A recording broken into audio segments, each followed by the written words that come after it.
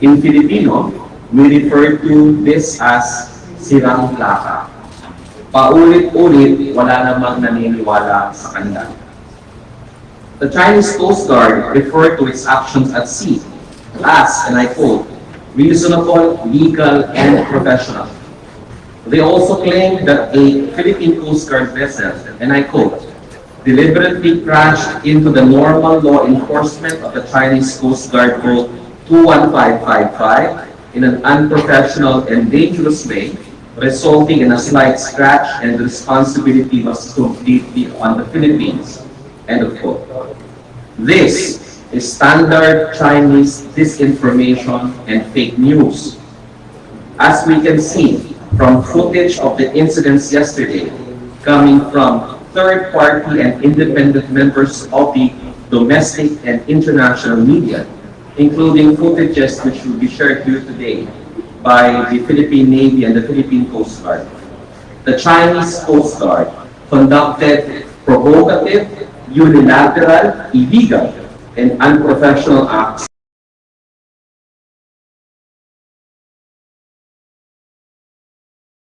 The Coast Guard uniform we proudly wear. We hold the Chinese Coast Guard responsible for their actions. The Chinese Coast Guard further claims that the Philippines is, and I quote, untrustworthy, stirring up trouble, and maliciously inciting crime.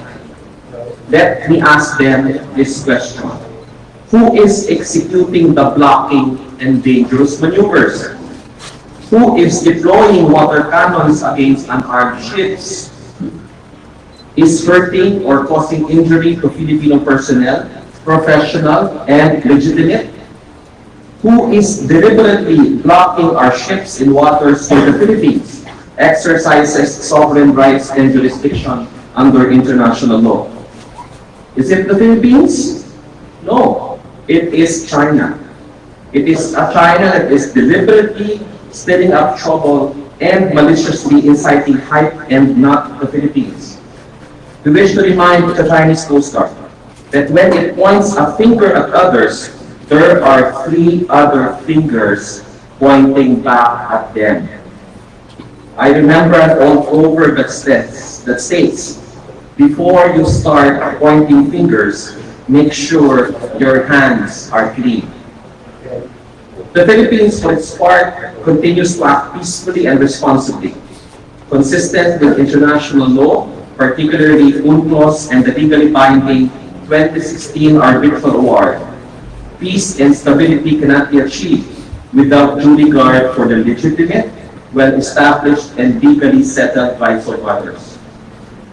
If the hope of China is to weaken the Philippine resolve, they will be sorely disappointed, because we will never be deterred from exercising our legal rights over our maritime zones, including Ayungin Shoal, which forms part of our EEZ and continental shelf. During the Chinese New Year last month, China said that the Philippines should work with China to steer the right course and bring back bilateral relations on the right track as soon as possible. It also called on the Philippines to meet China halfway and manage maritime disputes properly through dialogue and consultation. In response, we also share China's aspirations, but we demand that they match their words with actions. In order to manage the maritime disputes properly, they must first stop their harassment and bullying of legitimate Philippine operations. That is the primary reason for the increase of tensions in the West Philippine Sea. They must stop hurting our Filipino personnel who are just doing their jobs in accordance with international law, without which their call for resolving the maritime differences properly will amount to nothing but empty words and unfulfilled promises. The South China Sea is wide enough for both our nations to coexist as we have done for centuries. As President Ferdinand Marcos has said, and I quote,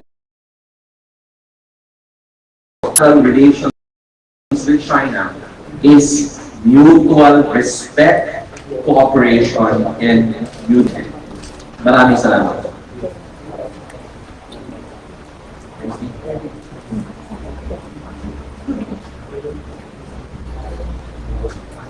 Yes, Senator. I open the stage for the spokesperson of the Philippine Memorial Representative. My presentation will be part of the AP presentation. I just come in the Q&A.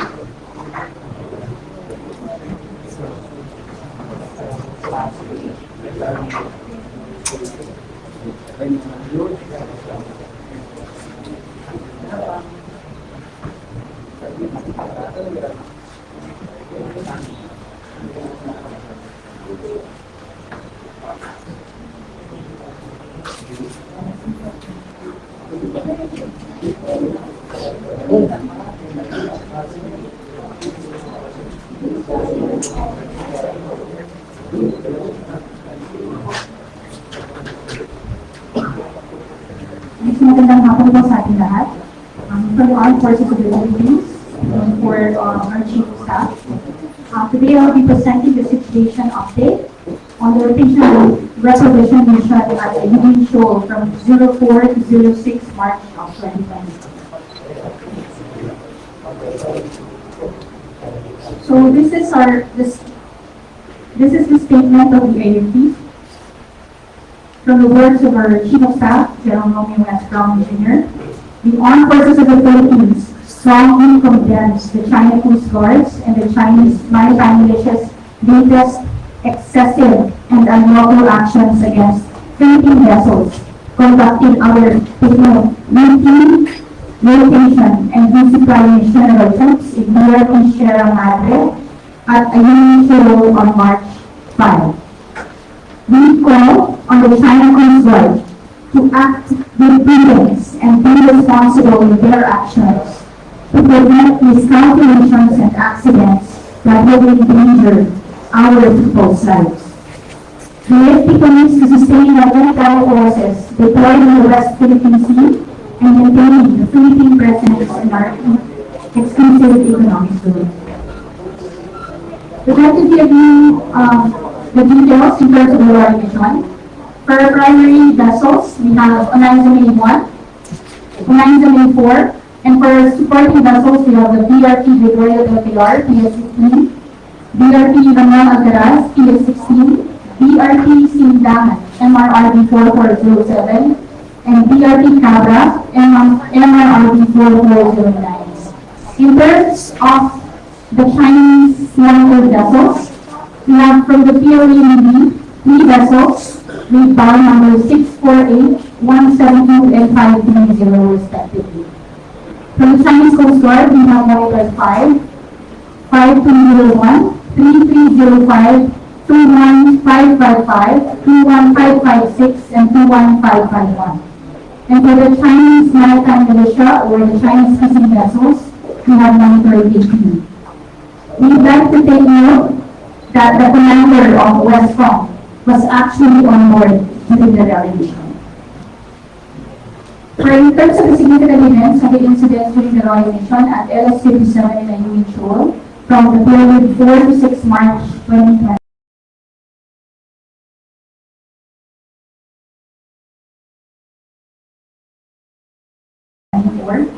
From on 04 March 2024 on Monday, at 04:10, the US-1 and UN-4 departed from the station.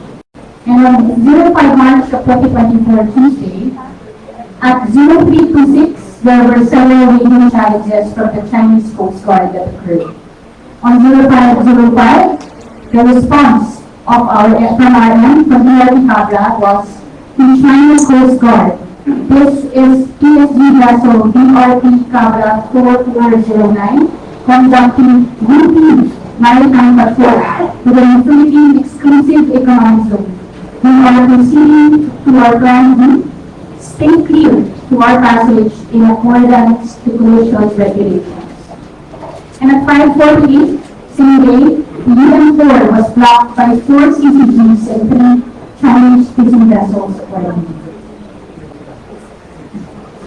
On 05 March still, at 8:15, Chinese Coast Guard 5201, Chinese Coast Guard 21551, they performed water cannon on 0M4 and 4 personnel from our end, including minor injuries. At 8:23, the UN-1 successfully crossed the enemy entrance. And at 8:40, NRRV 4.07 provided medical assistance to the injured personnel as stated. At 8:42, the UN-1 safely arrived and moved at starboard side of LS-57. At 9:36 as well, UN-4 and DRT Sandagan, MRRV 4407, in convoy, departed towards Puerto Princesa City in Palawan. And at 10:56, UN-1 departed LS-57 and rode back to Palawan. These are photos of the scene in the area. Actual photos during the blocking and the dangerous maneuver executed by multiple Chinese vessels, including 2 Chinese Coast Guards, DM 21551 and DM 3305 towards UN-4. So now, how we have encircled our vessel. This is another photo. The actual photos during the blocking and dangerous maneuver executed by multiple Chinese vessels, including 2 CCGs, DM 21551 and DM 3305 towards UN-4. So as you can see, the maneuvers is circling our vessel for you. This is also the actual photo of the water cannon incident. The actual photos of 2 Chinese Coast Guard DN 5201 and DN 21551, which doused their water cannon and near collision against UN-4. This is another photo of a 1994 in the middle and a Philippine Coast Guard vessel at the right. As they were being blocked, the Chinese Coast Guard and maritime militia vessels during its rotation and repositioning mission to DRT Sierra Madre LS-57 at the usual on March 5. This is the actual photo of 2 Chinese Coast Guards DN 5201 and DN 21551 who doused their water cannon on near collision against UN-4. So makita po natin, mas sobrang lapit na po ito. So you can just imagine how much pressure was really given to our vessel. A Chinese Coast Guard vessel deployed at around 8 p.m. and its water cannon on the 904 during its rotation and repositioning mission to DRT Sierra Madre. This is a video which shows our personnel which were on board around the main 4, where the Chinese Coast Guard vessel deployed its water cannon at around 8:15 a.m. during the rotation and positioning.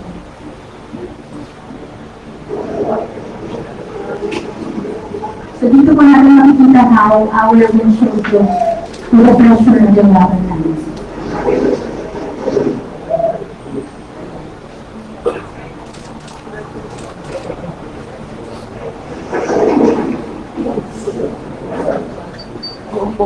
So makita niyo po, pumasok po yung water and it's also damage CCTV cameras inside our vessel. This is the photo that shows the extent of the damage. So this is the broken glass as shown. Across the Chinese coastal vessels water cannon towards 1904 during the said mission. Again, the photos show that it's not just our windshield that was damaged, there are also certain damages that were caused by the vessel. The sustained damage of Year 4 due to the water pressure exerted by the water cannon from CCG 21551 and CCG 5201. So dalawa po yun na sabay po yung water cannon sa ating vessel. This is a video that shows personnel on board for 914 when a Chinese coastal vessel deployed its water cannon at around 8:50 a.m. So ito po makikita niyo po how much pressure was really incurred by our vessel. So this is a very close range na po ito.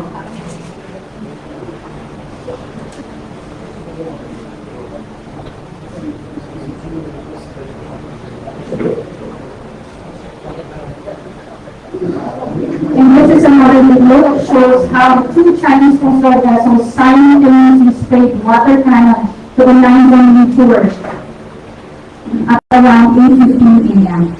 So ito po, dalawa na po ito mga ongoing events. So kita niyo po, 911 yung video, almost being blocked by the water from both ends.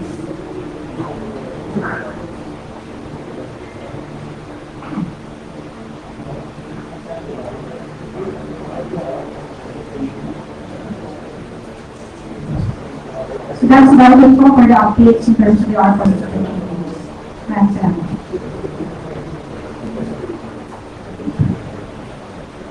Next will be the presentation of the spokesperson of the Philippine Coast Guard, Mr. Honorable J.P. Santayan.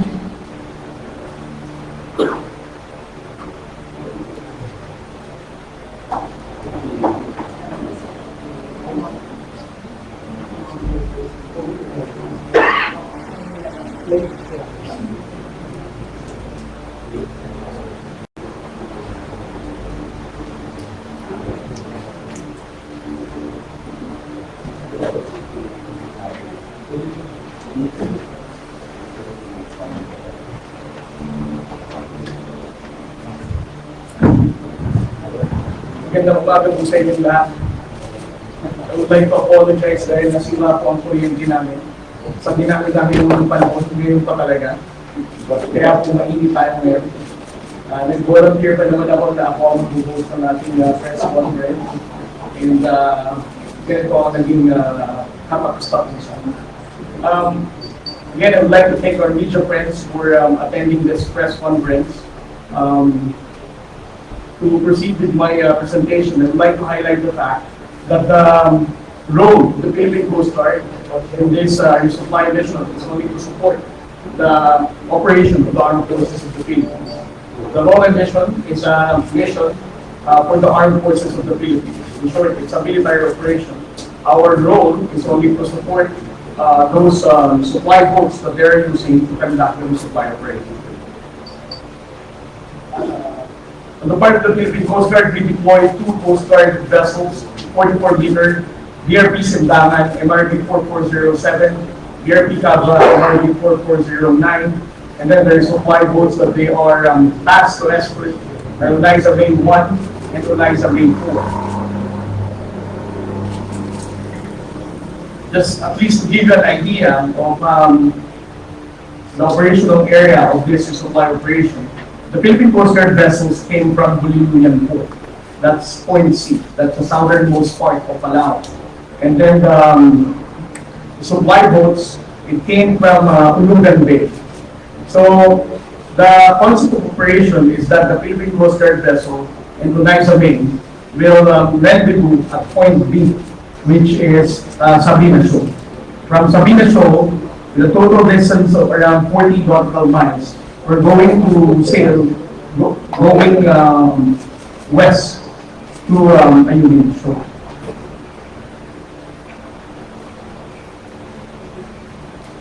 The Philippine Coast Guard vessels departed last March 4, 12:40 p.m., hoping that the following day we can be able to have to rendezvous the Unaiza Bay in Sabina Shoal.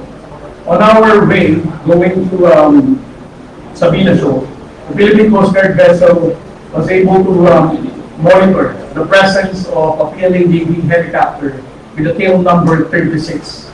It is important for us to note that this helicopter are also those helicopters that we see in Barangay Masinloc whenever we patrol that area. So we know for a fact that this is a PLA Navy helicopter.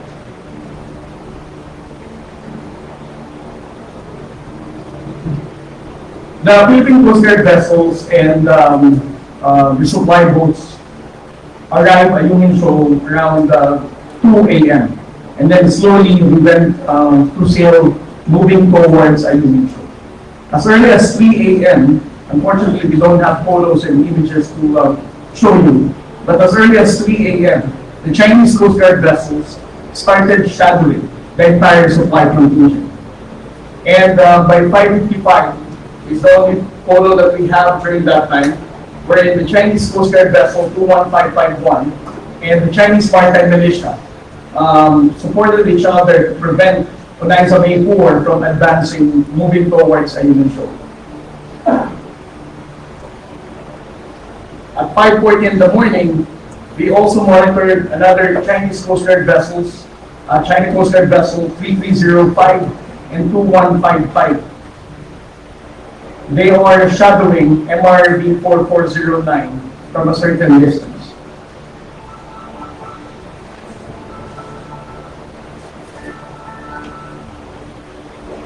Sorry.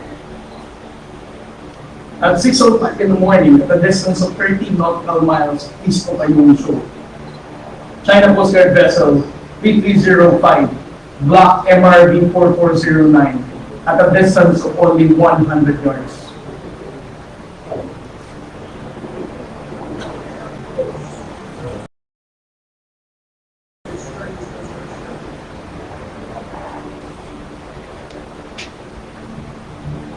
So basically, just like the way that how they have been doing in the past, they're going to block our pathway. They're going to stop all their engines and appear that they're just staying there so that there's a possibility that for the Philippine Coast Guard to collide towards their vessel. And right after this, a few hours after this, we'll be having a collision with another Chinese Coast Guard vessel.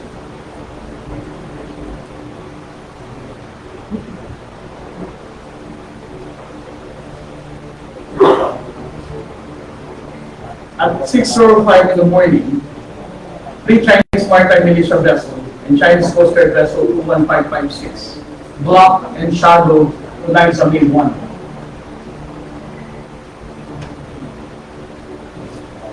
You can see how many Chinese Maritime Militias are being deployed for them to prevent the Philippine government in advancing, moving towards Union Shoal.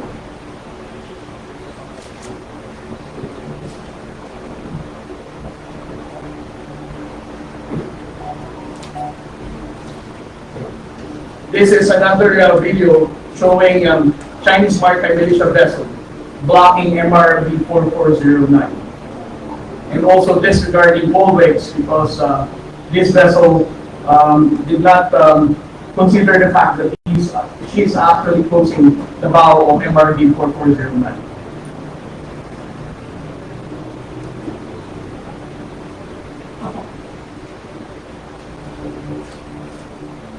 At 6:19 in the morning, Chinese Coast Guard vessel conducted close maneuver towards MRV 4409 at a distance of only less than 50 yards.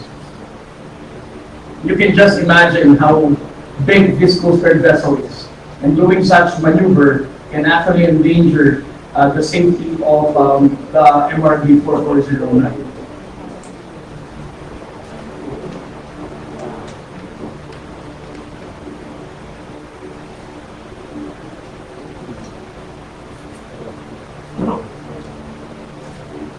just to support the images that were shown a while ago by Ma'am Padilla, that the Onaisa Bay were also shadowed by Chinese maritime militia and the Chinese Coast Guard vessel.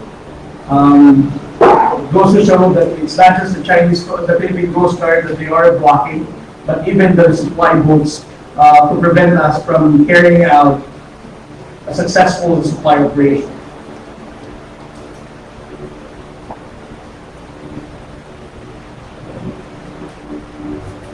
At 6:32 in the morning, that's what we have been warning the Chinese Coast Guard for so many months already, that they need to abide the provisions of the collision regulation.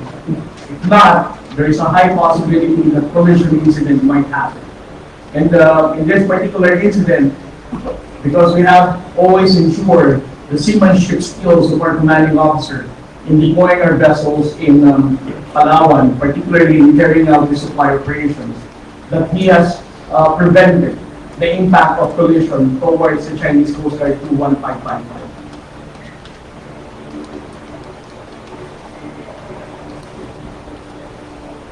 Here's another video taken from the vessel. You can see the Philippine Coast Guard personnel are really doing so much effort to prevent the collision towards the vessel. And the Chinese Coast Guard personnel are just standing there and taking video. So it means perhaps that it was deliberate on their part. They don't really care whether there would be a collision. But for the Philippine government, they are preventing such collision from happening.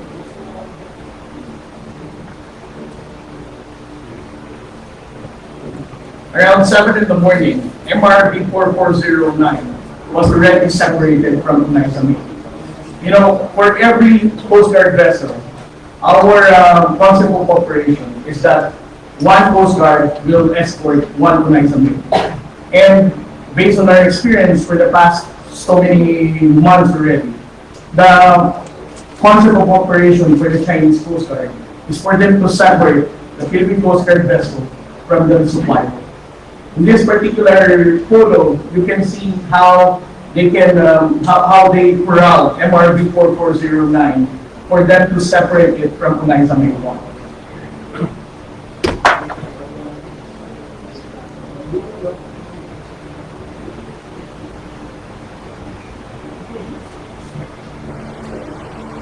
It is worth mentioning that in this time, 750, the Chinese Coast Guard vessel was also successful in separating Onaisa Bay 4 from the escort vessel of Onaisa Bay.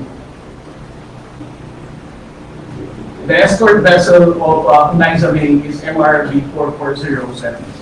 You can see from this photo that the Chinese maritime forces have been become successful in separating it, deploying as many as 2 Chinese Coast Guard vessels and 4 Chinese maritime militia for them to separate these 2 boats.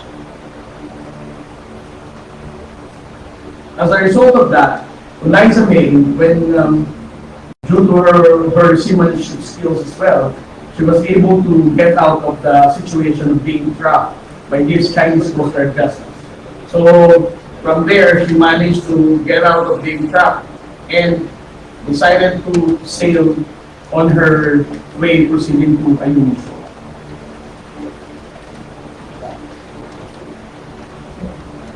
This video is very important for us to know because right after she was separated from Onaisa Bay, that's the time that she was already completely separated by this Chinese maritime militia, even doing dangerous maneuver to move further to Onaisa Bay from the Philippine Coast Guard vessel. And right after this, the escort vessel of Onaisa Bay, MRV 4407, is still wanting to get out of being corralled and trapped by this Chinese Coast Guard vessel. But it was very difficult for MRV 4407. That's why they were separated.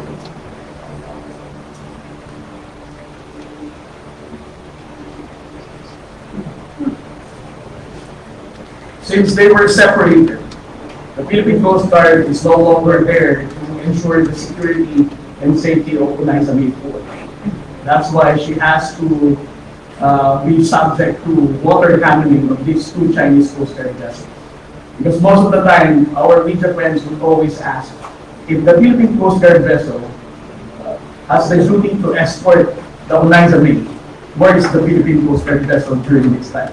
That's why I showed the 3 previous slides to show that the MRV 4407 was completely corralled and she's no longer have the ability to maneuver to support Unaiza May.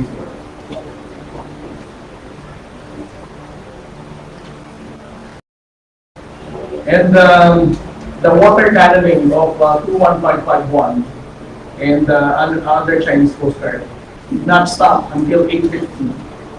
And besides from the water cannoning, Chinese Coast Guard also did dangerous maneuver that almost had a collision with this Unaiza May.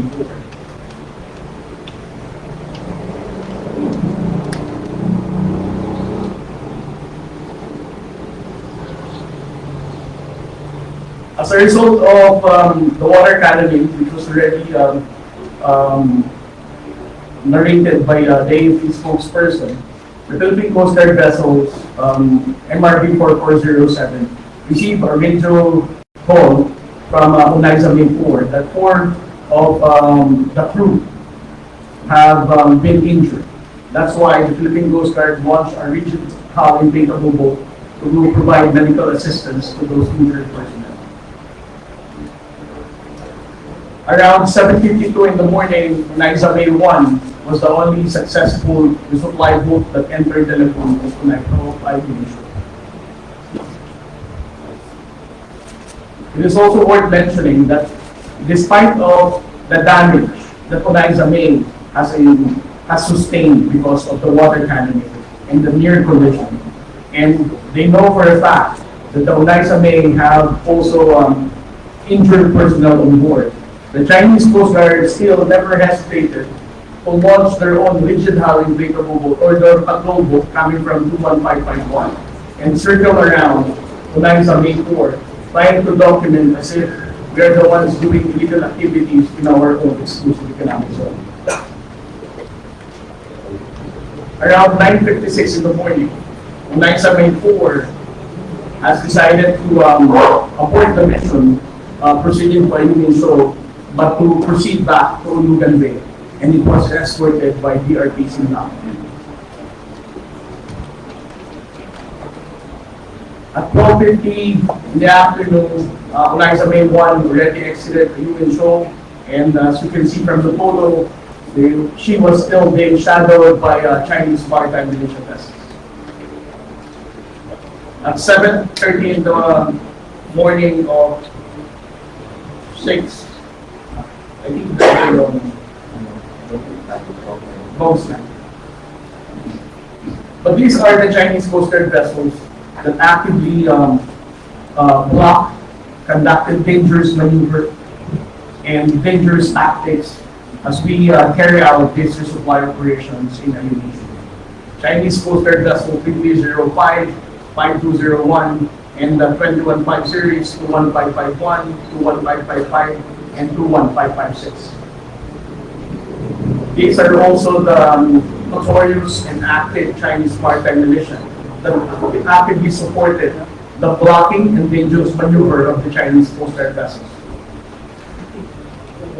On the part of the Philippine Coast Guard, we monitored PLA Navy Vessel 530, PLA Navy Vessel 164, and the PLA Navy helicopter with tail number 36. All in all, the Chinese maritime militia vessels that we physically monitored, there were 12 of them, and 6 were monitored via AIS, and 5 Chinese Coast Guard vessels, and 3 People's Liberation Army Navy, and the PCG heli. That ends my briefing, and maraming salamat. Thank you, Colonel Gabriela. Next, we have the Ambassador. President Laza, good afternoon. Good afternoon. Good afternoon to everyone in this hot afternoon. Yesterday, another incident again occurred within the exclusive economic zone of the Philippines, more particularly in Aminin Shoal. Chinese actions resulted in collision between a Philippine Coast Guard ship and a Chinese Coast Guard ship. The irresponsible use of water cannons damaged a Philippine supply vessel and caused minor injuries among some of the Philippine crew that was doing a routine rotation and resupply mission to the RP Sierra Madre. The Philippine Embassy in Beijing has demarched their counterparts in the Chinese Ministry of Foreign Affairs yesterday. The department also lodged another diplomatic protest against the Chinese side by summoning the Chinese embassy also yesterday afternoon. Aminin Shoal is part of Philippine Exclusive Economic Zone and continental shelf. The Philippines has sovereign rights and jurisdiction over it. As a low-tide elevation, Aminin Shoal can neither be the subject of sovereignty claim nor is it capable of appropriation under international law. The Philippines' resupply missions to the RP Sierra Madre are part of routine operations in line with domestic and international law. This lawful activity is well within the exercise of Philippine rights within our EEZ. We have not added anything to our normal or routine law missions. Our conduct over our EEZ remains the same. The Philippines has made sincere efforts to implement numerous instructions to lessen tensions and have our foreign ministers and foreign ministries hold discussions. China, however, has made references to supposed agreements or arrangements out of these discussions. The Philippines has not entered into any agreement. I repeat, the Philippines has not entered into any agreement abandoning its sovereign rights and jurisdiction over its EEZ and continental shelf, including in the vicinity of the Aminin Shoal.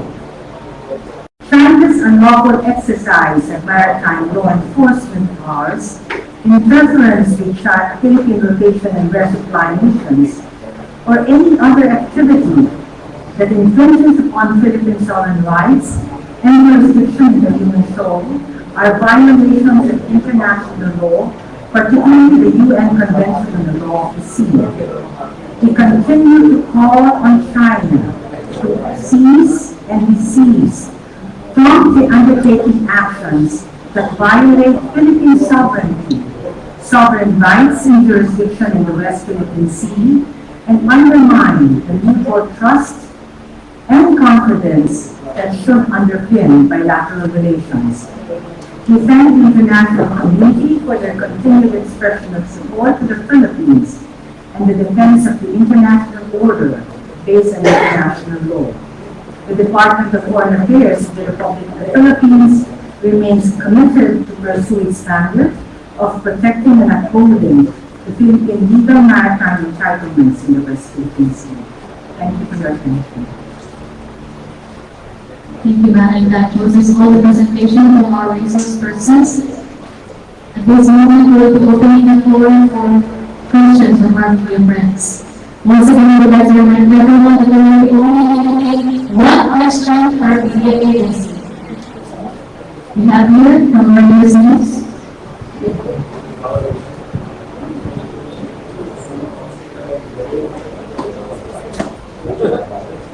Good afternoon, Ambassador. The State Department spokesperson made a statement overnight that the Philippines and the US are talking and discussing what he described as provocative actions outside the Aminin Shoal. What were discussed, and does the discussions include invoking the legal defense treaty, because the statement of the past statements of the State Department has been quite clear that Article 4 of the FDP includes an act that steps to the Coast Guard would activate such provision? On the first question, I do not have at this moment the readout of what was discussed, but suffice it to say, there's continuing and ongoing discussion and consultation between the U.S. and the Philippines on a number of areas of cooperation, including defense cooperation. So, in terms of specific readout, I do not have it at this moment. In terms of the second question, in terms of the NBT, I refer to our embassy representative to respond. The invocation of the Mutual Defense Treaty is subject to consultations between the Philippines and the United States. And given that it is subject to high-level consultations, we cannot, the National Task Force as Philippines, cannot make any comment as of this time.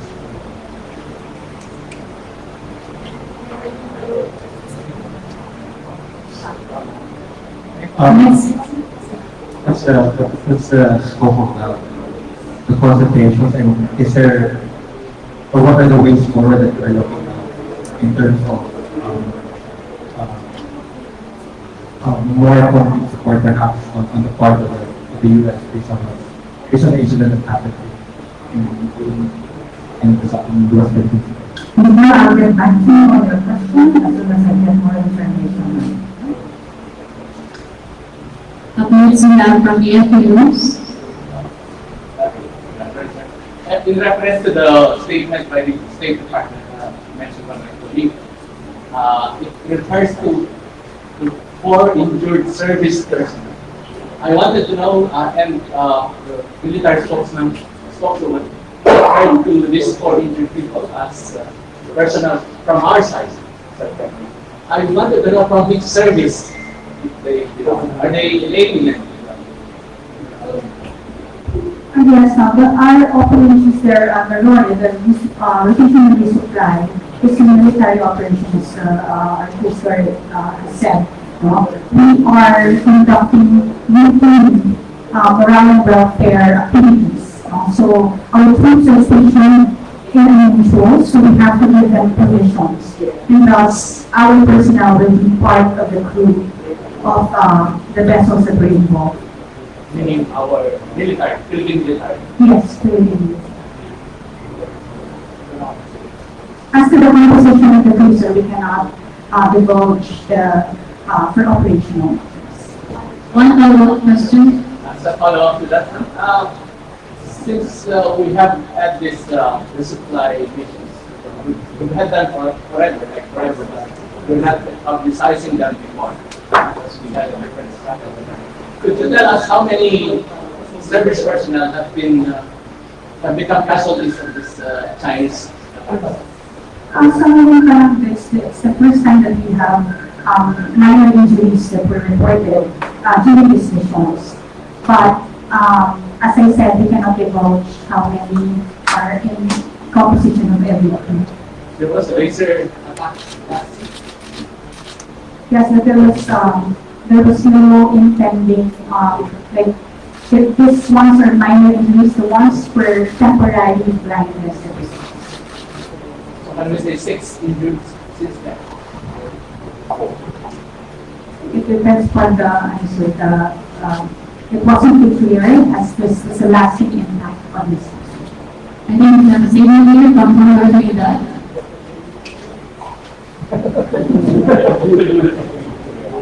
Yes, I want to just comment that was the spokesperson of the Philippine Navy in terms of issues regarding the West Philippine Sea.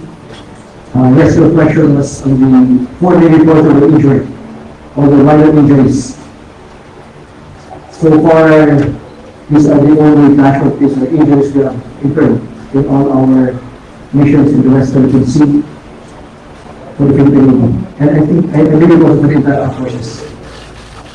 Though the reason for the incident was on the Coast Guard ship, I believe they suffered temporary blindness.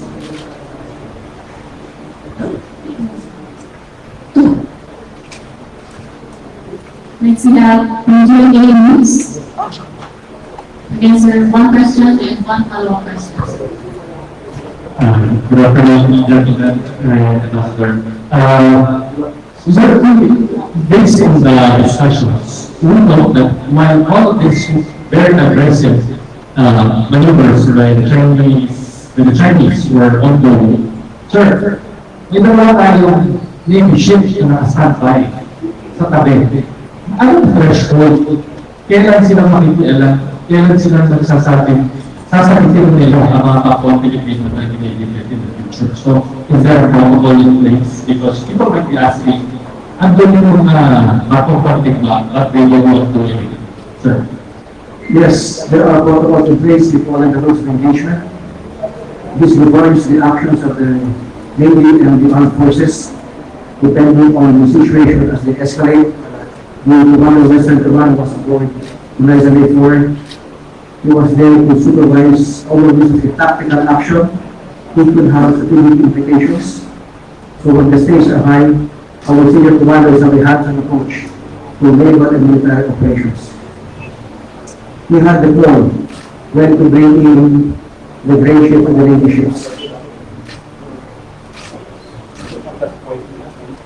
At that point, we might answer. Yes, because we will come in, so I summarize that it was his call as being the commander on the ground.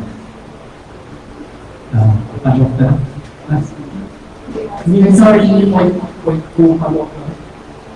Sorry, sir, we have to move on to the next item. Move on. We have from 18. Ayun.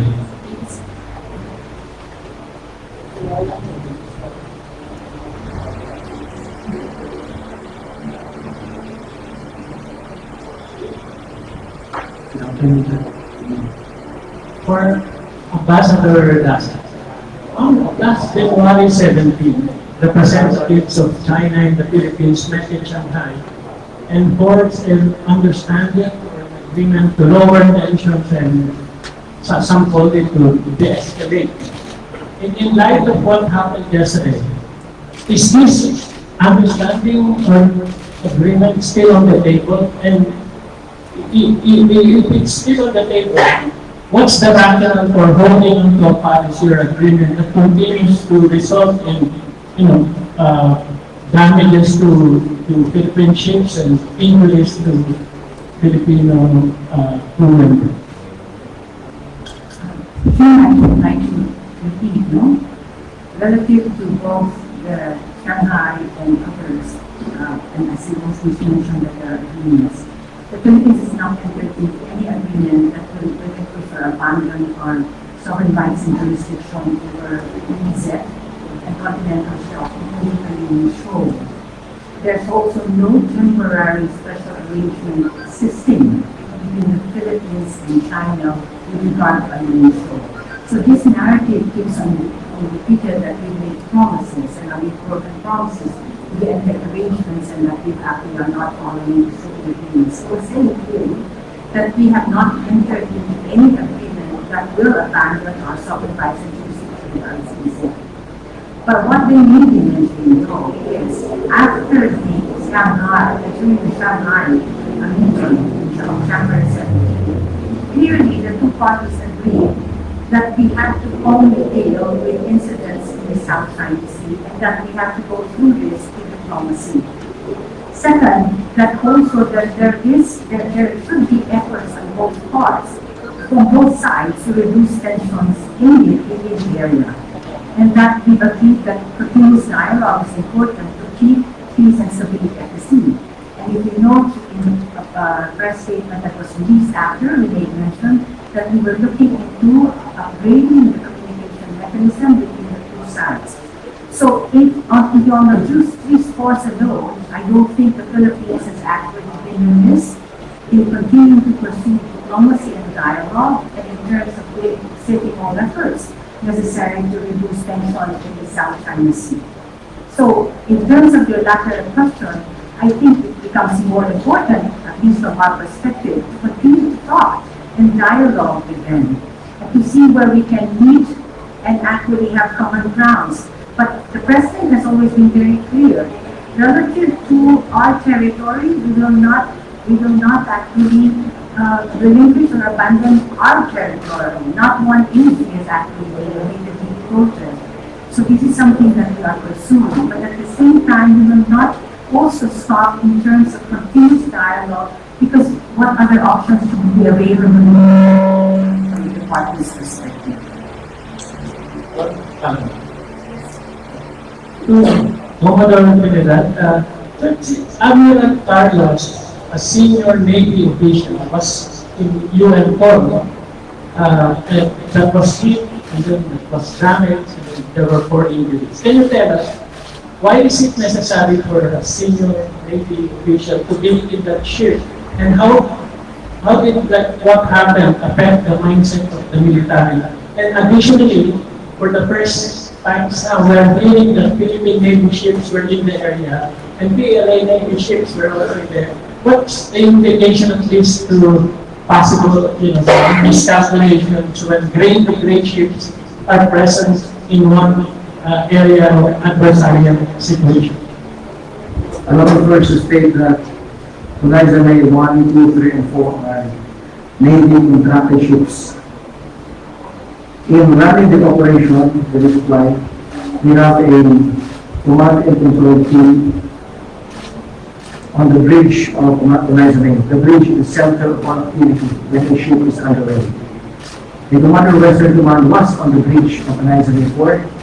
He was there when the windshield was shattered. He did not incur any injury. He was there to ensure that this tactical action will not spiral out of control, and it may have strategic implications. I mentioned earlier that when the stakes are high, it is a naval and a military practice for our commanders to lead from the front.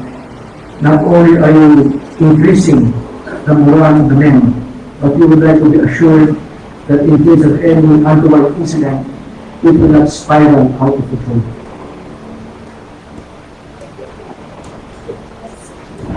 Just to let me just add, Jill, to our answer to this question. Both sides have mentioned that they want to de-escalate tensions. But unfortunately, we were also surprised on what happened there in a hearing show yesterday, because we thought that we were turning the page already.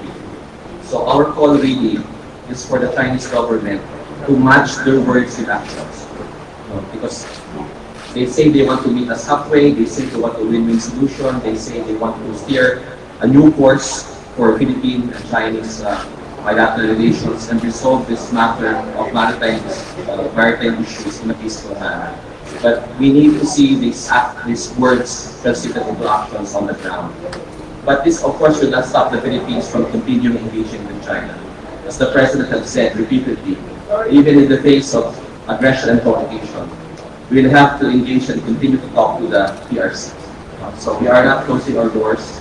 Our desire is to keep engaging with them, but with China desires some improvement or progress in resolving this maritime dispute in a peaceful and orderly manner. We demand that they match their words with their actions. Sir, good afternoon. So we are already on our second year of implementing the Assertive Transparency Initiative, which we see has garnered the support of and the validation from the international community. But is this strategy, our transparency initiative strategy, enough when we put it against the more physical and aggressive tactics by China as seen in the recent mission?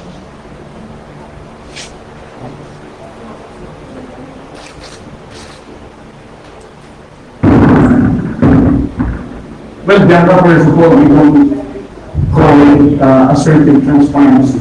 As what with Agent Himalayas keep on mentioning. We don't have to be very assertive for us to be transparent. What we're doing is that we just have a measured transparency. Now, if your question is, are we effective in attaining our objectives with the transparency strategy that we did launch since last year? I think for us to respond to that question, we have to look at what are the objectives of the transparency strategy. I've been mentioning this a lot of times. The first one is for us to create awareness in the Philippines. Right now, with the current survey result, they were saying that more than 70% now supports the approach of the Philippine government in KSTPC. Second objective of the transparency strategy is to rally support from the international community. We can know for a fact that more countries now are engaging more countries, criticizing, condemning provocative actions of China, and also expressing their commitment to support the modernization of the armed forces of the Philippines, to deepening the defense cooperation that we have. So, if we're going to measure it, how effective we are now, I think we have already gained the objective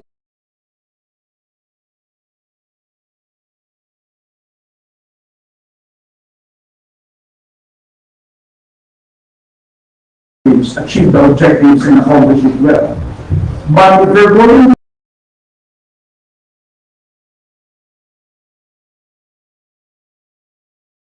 to ask how the transparency strategy affect the behavior of China, I think that is not for us to answer.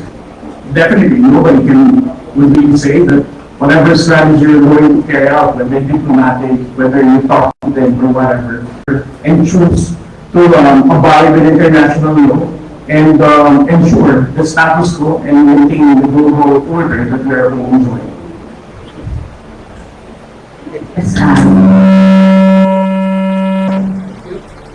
Also, the sometimes Sometimes the issue is a complex and challenging issue, and there's no one fix. We have a strategy that understand it has to be a collection of efforts to address it across different fronts, whether it be in terms of diplomacy, public diplomacy, law enforcement, regulation. There has to be a collective effort on the part of the country. One point. The second point that I'd like to stress is that sometimes it's not just an issue that concerns the Philippines. It is also an issue that concerns our neighbors and the entire world. When countries undermine the rules-based international believe in the rules-based international order to act, the expose and oppose is used. And to call back all countries to the UN Convention of the Law of the Sea, as well as the 2016 Arbitral Tribunal Award, that actually is a legal and binding award, that actually also, I've already said, that China's mine line has no legal basis. China claims the entire South China Sea, including parts of the high seas as Chinese waters. This actually overturns centuries of development of international law culminating in 1982 UNCLOS, the universal and unified character to which countries are actually accepted by the international community. So we, on our part, should actually seek the support of like-minded countries that believe that the rules-based international law is something that we all should apply, and that not one country should actually determine what law would apply in a particular region, and not one country's interpretation of that law should apply to all, and to those countries in the region. So I think we should also widen our perspective. Yes, it concerns us, but we should also say that it does not just concern the Philippines. It concerns other countries because it's already a question of whether we're observing the rules-based international law. That means we have a PPP form.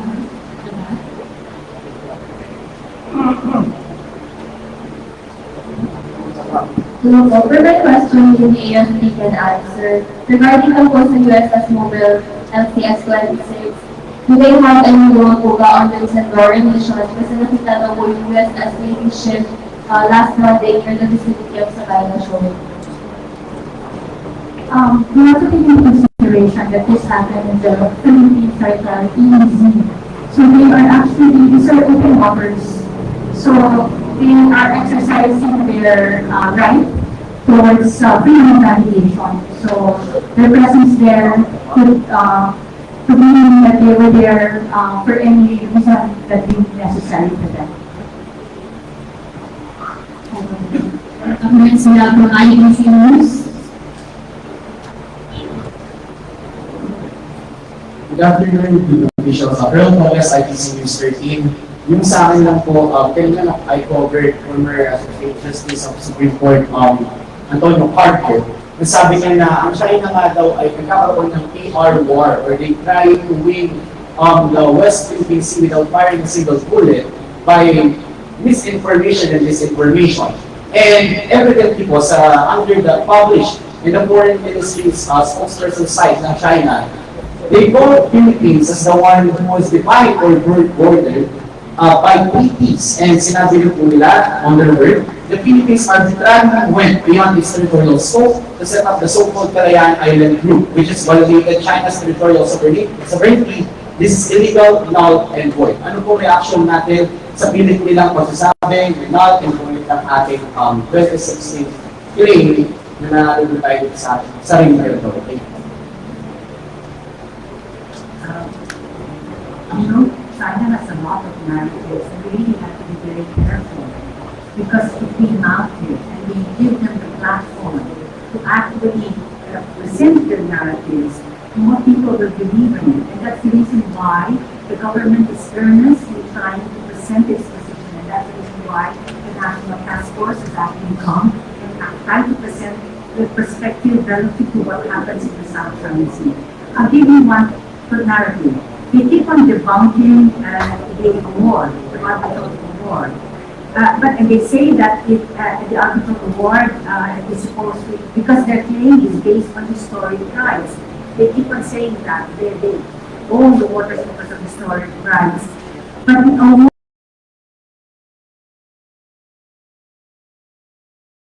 is already debunking that the claim based on historic rights is both illegal and void. They say because they did not participate and because of that, then there's no basis in terms of the award. So clearly, they were given the opportunity, and the arbitral award also made mention that they, in any dispute, Annex 2 provides that if one party to the dispute does not appear before the arbitral award or appears to defend its case, the other party may request the tribunal to continue the proceedings and make its award, which is what the Philippines did. The absence of a party or failure of a party to defend its case shall not constitute a part of the proceedings, which is exactly what happened. Before they award, the arbitral tribunal became satisfied that it had jurisdiction over the dispute and that the claim is well-founded in fact and law. And then they say that, of course, they own the entire area, that the fishing activities by Chinese fishing boats and boaters, what they're doing in terms of regulation and enforcement are legitimate and lawful and beyond control. But we're saying that would be legitimate if they were in the EEZ. But they're not in the EEZ. They're a great distance away from the EEZ. They are in our EEZ. And because of that, it is us who will determine what we will do in our EEZ, is it not? So there are many narratives that come out, and it's important for all of us in the Philippines, from government to the private sector and to the media, to actually question the narratives that are being posted on us in ways and actually repeated in the hope that it will garner support.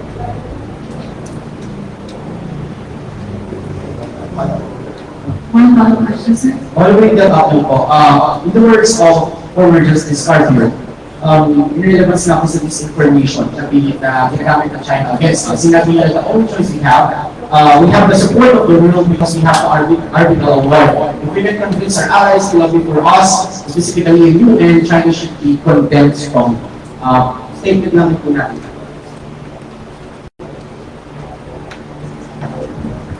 We are working very hard. We are working very hard to seek the support of the international community. Kanina it was asked, is the transparency policy just our single strategy in resolving this problem? No, it's not. Because the transparency policy is just one aspect of what we do. And we thank the international community, particularly the countries that have spoken in favor of the Philippines. But there are other countries that we also need to talk to and seek their support. And that is precisely what government is doing right now. With the transparency policy, we are showing to the world what's happening in the West Philippine Sea, and we are showing to the entire world that China does not respect international law, and its non-respect to international law poses a problem for all nations in the world, because international law is the great equalizer.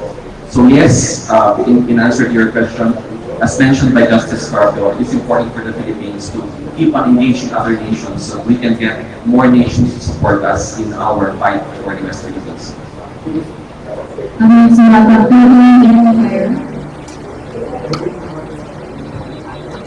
Dr. Western Gladys from the Philippine Inquirer. Really know what's the President Marcos' reaction to this latest closing incident because we haven't heard from him since yesterday, but they were more incident happened in talk to wonderful and Australian broadcaster and we stayed in the South China Sea to give him an outright conflict saying that I quote, the potential for our conflict is much higher now than it was before.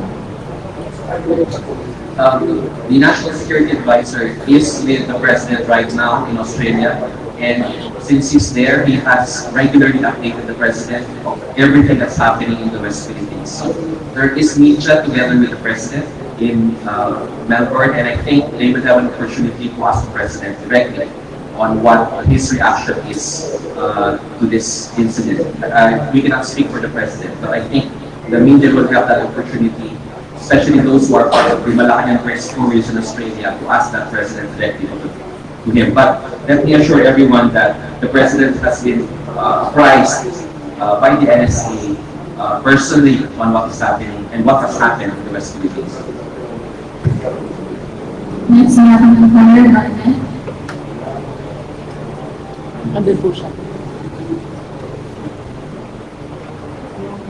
Dr. Who's Philippines na test ko basa ng data yung Malaya.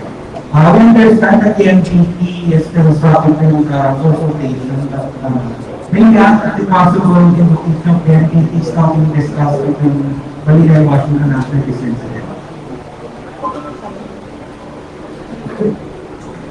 I may just refer to my previous statement on the matter. The invocation of the Mutual Defense Treaty is a serious matter that requires consultations between both parties. And given that this is something that is discussed on higher levels, we cannot comment at this time. Sorry, sir. Sorry to correct, but can you say that it is not yet clear because of previous incidents?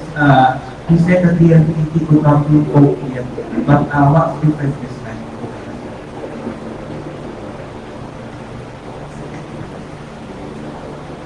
I can refer to my previous answer.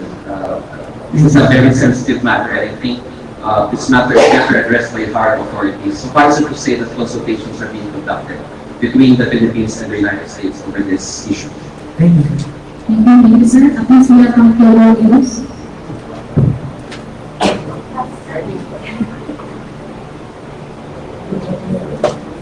Director,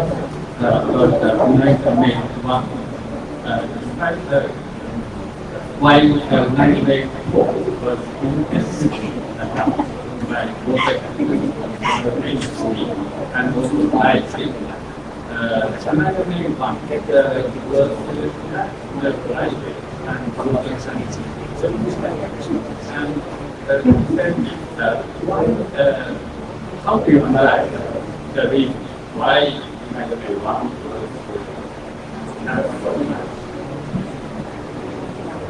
We have from Global News. The Philippine Navy, Naval Forces West and Western Command, and for that matter, the entire armed forces for naval military operations, they always have alternate plans. The Reserve 1 and the Reserve 4 were both there to repetition of the naval troops. Either one of them that could have accomplished the mission would already be a mission accomplishment for us. In this case, it was the Reserve 1 that was able to reach LT 57.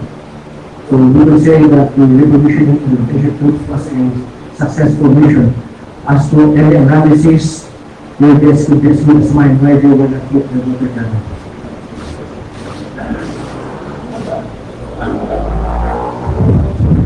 I would like to add to the response of Liberty that the further question is why Eliza A1 was not water cannon and Eliza 4 was the only one that was water cannon. Is that the question?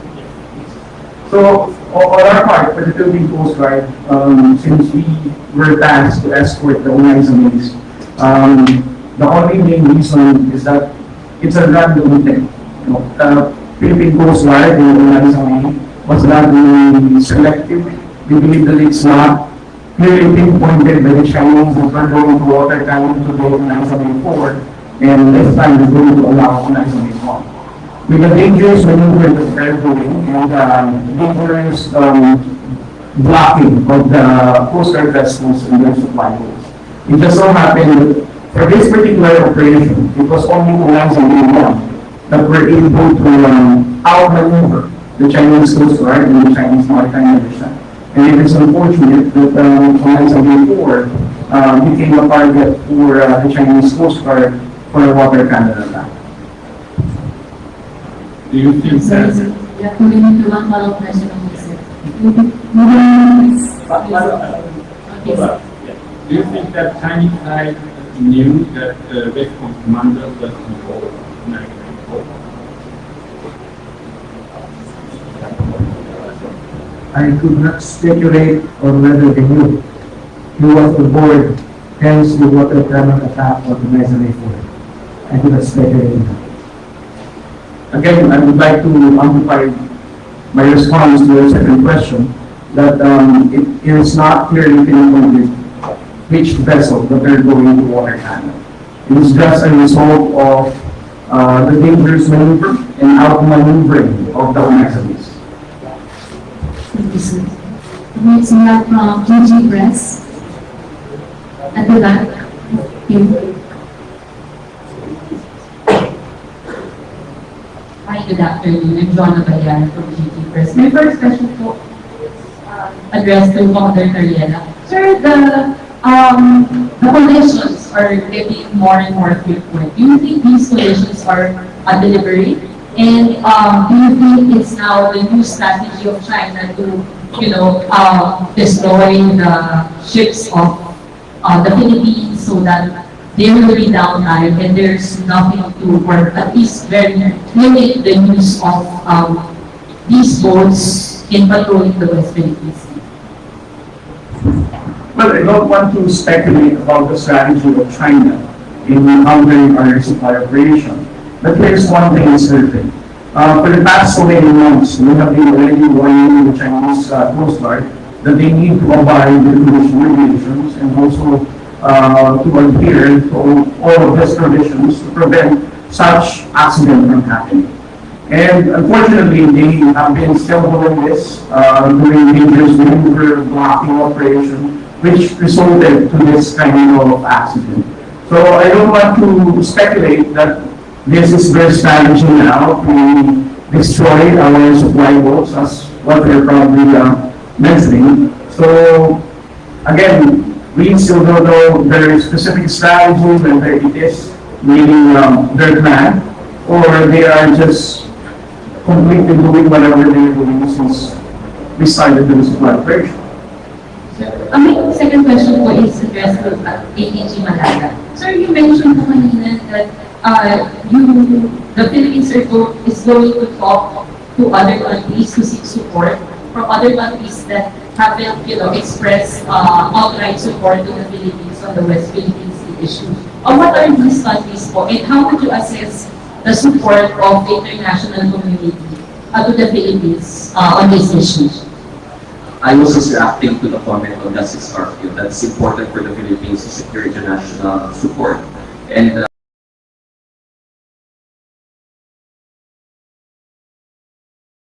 I replied that we agree. And it has been the position of the Department of Foreign Affairs and the Philippine government that we should continually work with the international community because we're fighting for essential values, basic values that every country must adhere to. In particular, the primacy of the rules-based international order and the primacy of international law in multilateral relations. So, question about how we gauge the success of the Philippines in securing support. We were so happy to immediately receive yesterday statements of support from so many countries, from Japan, from the United States, from Australia, from Germany, from the United Kingdom. So many countries expressed their support. So I think if we ask where is the Philippines now in securing the support of countries, yes, we have strong international support, and That is shown by the increasing partnerships we're having with many countries in the world. Japan, Australia, for example, have increased their partnerships with us to the level of strategic partnership, and we are getting more and more statements coming from other countries that they would like this matter resolved in a peaceful manner and that they support the Philippine position. Thank you. Next we have from NHK Japan. Thank you for taking my questions. I have simply questions that the Philippines added on some like advanced measurements on this issue. Why I ask this because I remember that last year's December there was almost like the same kind of the case incidents happened, and afterwards that the Philippines has now like considering to add on some like advanced measurements for the next lower emissions. But somehow like today I see all the briefings but I didn't see like any like up to date same numbers of the vessels you provided and almost like the same times, almost in the same like tactics. So actually is this the same there's no any advanced measurements?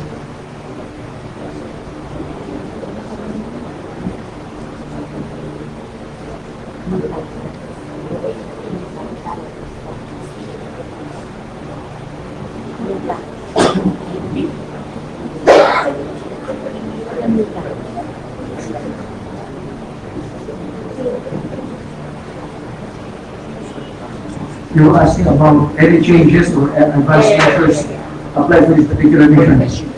Vessel Command conducts regular provocation and pre-provisioning for our 9 island detachments. It is a normal activity. There were no changes except probably for the present Horizon before, which just came from the mayor. So it's just a normal activity, no major changes.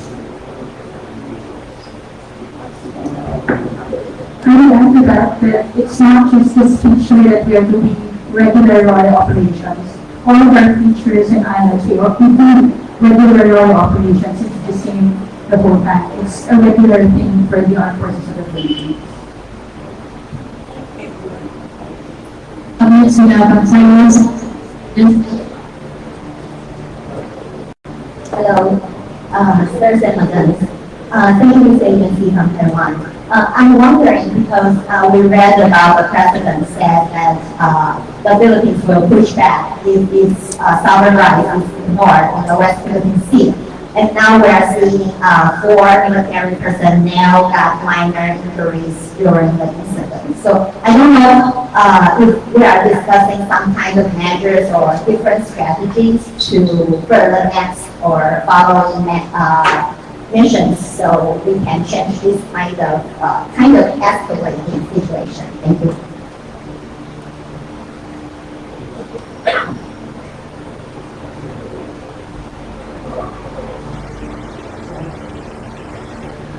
According to the perspective that the mission that was conducted was a regular rotation and resupply mission. So it's happening all over all of the features and the islands that within our territorial waters.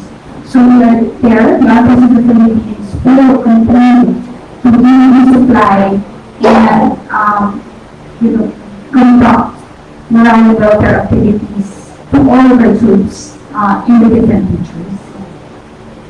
But I'm wondering because this time we got 4 personnel injured and there's a possibility that there might be more personnel got injured in the future. So I don't know if we have some prevent measures or some kind of strategy to prevent this kind of situation happening again. Those are the operational matters. Of course, everything will be taken into consideration. And we will tweak our operations accordingly. These are items that we cannot be able to discuss. Thank you.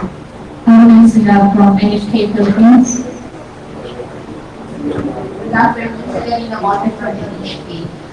Just want to get a soundbite regarding the earlier statement that about these 4 personnel for the group would you say that this was so far the most severe incident that, or the worst things that happened during those missions that have taken place?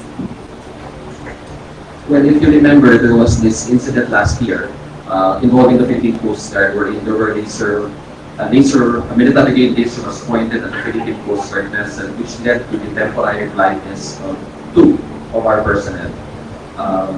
And now it's this incident that happened yesterday, where there's 4 minor injuries as a result of the glass windshield shattering. That's why there were minor injuries. So if the question is this the most serious? Yes, because now we have minor injuries that has happened to our troops. That is why at the beginning of this press conference, we prefaced our statement by saying that we would like peaceful relations with China. We are prepared to do what is necessary to resolve this territorial dispute. To resolve whatever maritime differences we have in the West Philippine Sea. But China must go beyond words alone.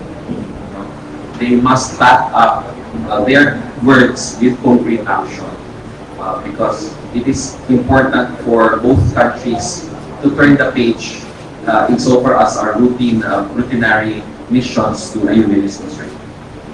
So do you expect the future missions to be like worse than, would continue to worsen, would further escalate? And if ever, what preparations would the government? Yeah, it's difficult to speculate on what will happen. That is why we wish that these incidents don't happen anymore, and that is why we are asking China, because they have repeatedly said that they want to settle this matter in a peaceful way. They want to steer a different course for Philippine-China relations, and it's critical that their actions match what they say. So we are hopeful that we will be able to resolve these differences in a peaceful manner. Was there any discussion or recommendation from the FPF, from the task force, for the president, like to visit our troops in those areas that we think? The National Task Force West Philippines has not yet convened in relation to this incident, because the NSA is in Australia with the president. Next, we have David Manila-Shingon.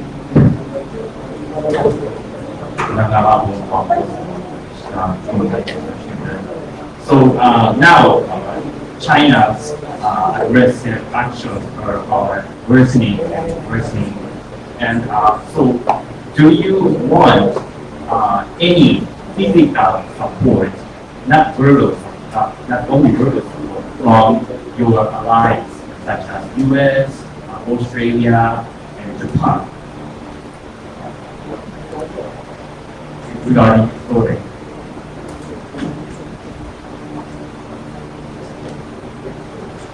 Even without this incident, there are already discussions with other like-minded navies and like-minded nations, considering that there is a lack of capability in the Philippine Navy when it comes to the West Philippine Sea.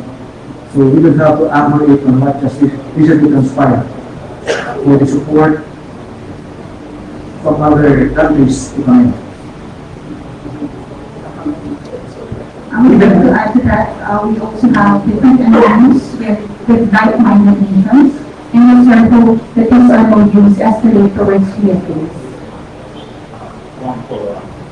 Is it a good idea that while the Philippines is conducting voting supply mission, your allies, like-minded countries, are conducting freedom of navigation operation or sailing or patrolling? The roller missions to Ayungin show, just like any roller mission conducted by the Philippines, is a Philippine affair. It's conducted by Philippine troops utilizing Philippine vessels supported by Philippine assets. But of course, there are always the possibility that we can accept support from other countries. But right now, the position of the Philippines is we conduct these resupply missions merely a Philippine affair. But we are open in the future to receiving whatever support the Philippines deems necessary. But I guess we will just have to cross the bridge when we get there. At this point, we will be getting from two plastic agencies, including Manila Agency and Bombarado Philippines.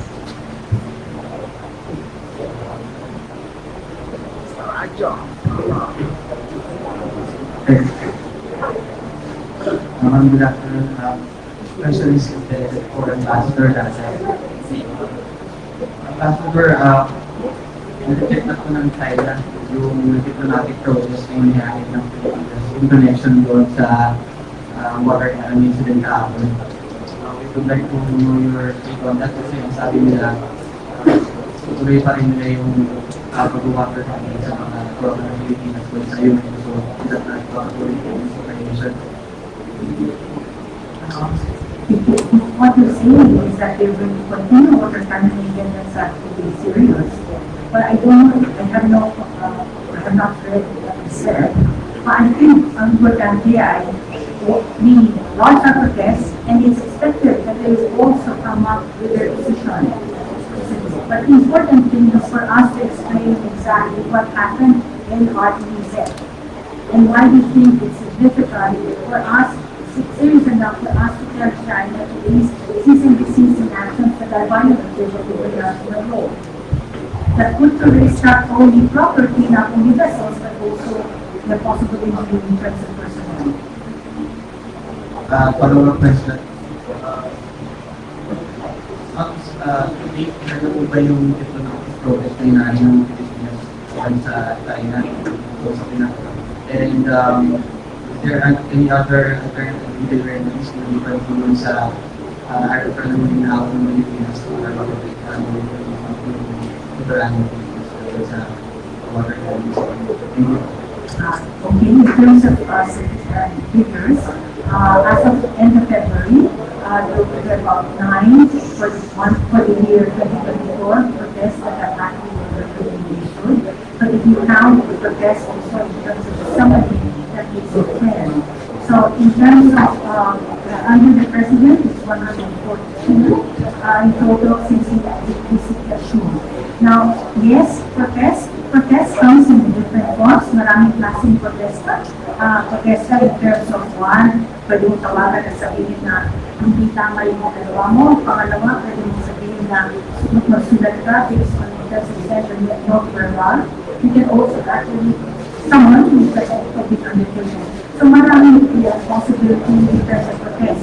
That's one kind of diplomatic action. A protest is one kind of diplomatic action. But it's not the only diplomatic action that's undertaken by the Philippines. And if you notice, we're actually trying to deepen our relations with like-minded countries. We're also trying to broaden, not only expand in terms of like-minded countries, but deepen with those who are already our friends.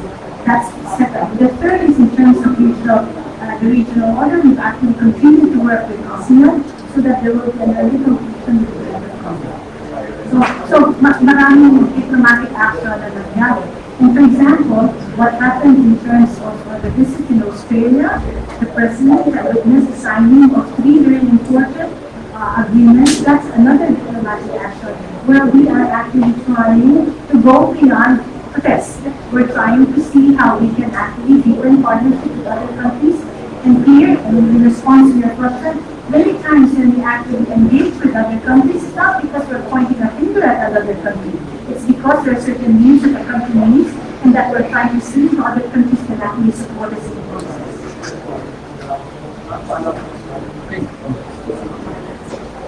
Against na Bombarado Pilipinas. Hello po, good afternoon. My name po from Bombarado Philippines.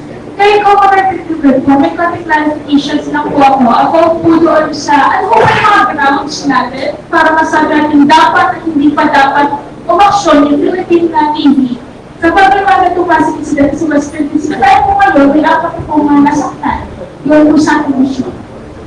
I mentioned earlier the rules of engagement. These were the actions of our operating groups. Before when it escalates on the commander on the ground, that's why we have the commander response to ensure that things will escalate beyond control. But rest assured that the Philippine Navy and the armed forces are prepared to save life and property, subject to the bounds of the rules of engagement and international law.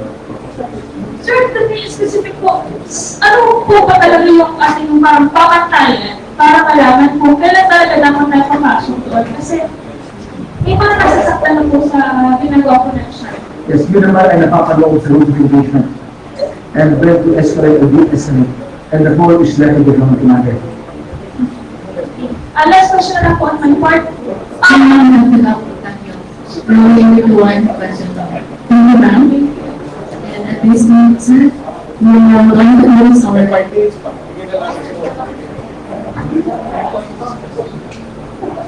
Thank you. Thanks, sir. Actually, my question is to Commander Minina. What kind of injuries were sustained by the personnel?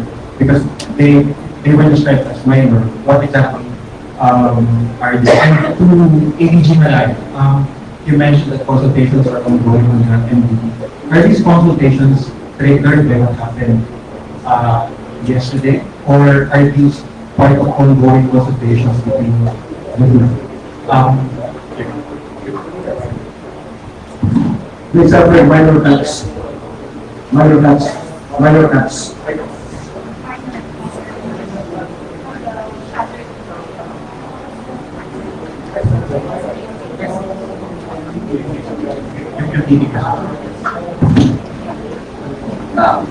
Much as I'd like to answer your question, I cannot answer the question due to national security concerns.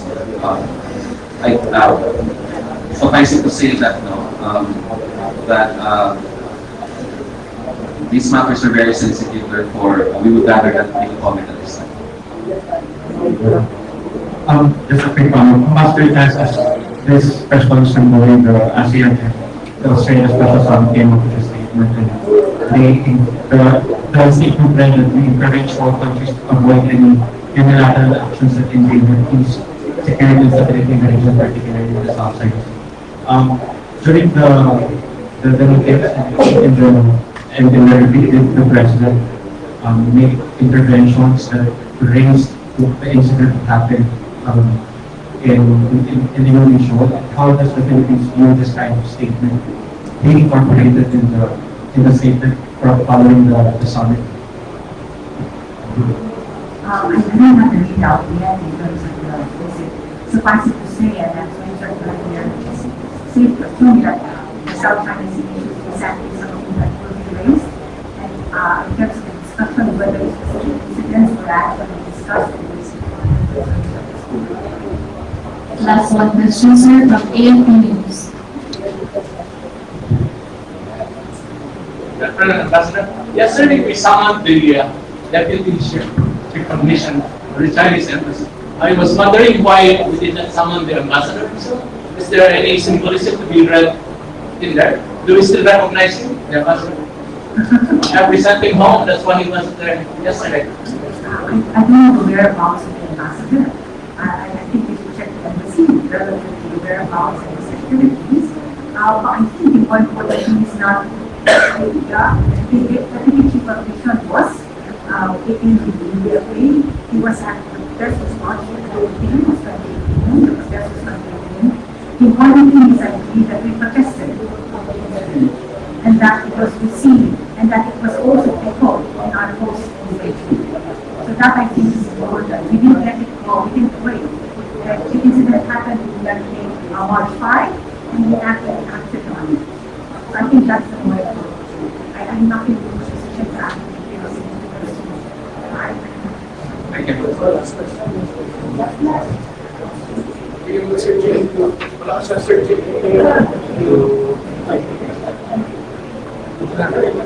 think this is a question that is in everybody's mind.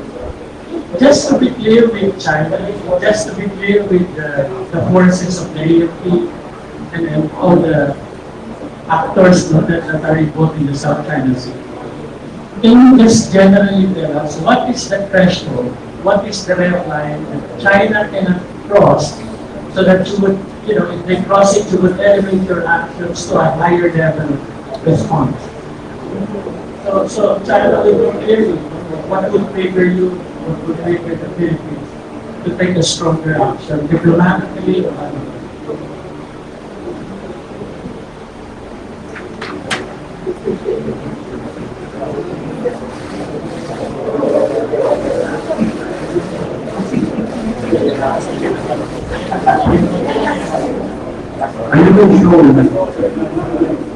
I remain shown and Bawal Masinlo have been declared as red lines. There will be no building or reclamation on Bawal Masinlo. There will be no removing of LS57 from animation. These have been declared by the previous administration. The police are red lines for the Philippines, with the armed forces, rather to the Philippine government. On escalation of the ground, the rules of engagement reverts the actions when to say to come in to save life and property, and limit to the ground commander when to use the appropriate rules of engagement. Quickly related to that, Governor Trinidad, if Philippine forces somehow have to defend themselves and use military action in an unexpected emergency situation, how high is the level of approval and clearance? That will it go up to the President, to the Western Commander, or to the General Bronner? Can you give us an idea? In the framing of the rules of engagement, we have consulted guidance of the President and the government authorities. The ROE does not infringe upon the right to self-defense or the right to protect life and property.